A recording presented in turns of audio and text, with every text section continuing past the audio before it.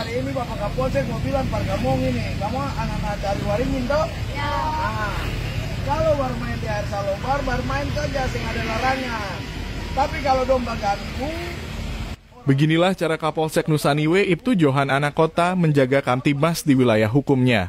Selain mendatangi pemuda hingga orang tua, Kapolsek juga menyasar para bocah. Terlihat dari video yang diunggah akun @polsek Nusa Niwe, di mana Kapolsek mendatangi sejumlah anak yang tengah bermain di kawasan air salobar, Kota Ambon.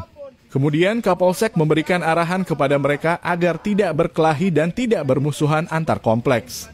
Jika ada gangguan, segera melapor ke aparat Polsek. Jadi hari ini Bapak Kapolsek mau bilang Par Kamong ini, Kamong anak-anak dari Waringin kalau bermain di air salobar bermain saja, tidak ada yang melarang. Tapi kalau ada yang ganggu, lapor ke bapak-bapak polisi.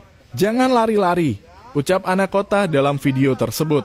Lanjutnya dia memberikan pengarahan kepada para bocah agar tidak membeda-bedakan agama dalam bermain, karena semua anak itu bersaudara.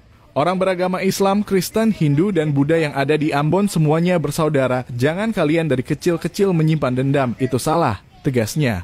Video berdurasi 1 menit 31 detik yang diunggah akun @polsek Nusa Niwe telah ditonton sebanyak 24,9 ribu kali dengan mendapat 1.486 like, 26 komentar, dan 89 kali dibagikan.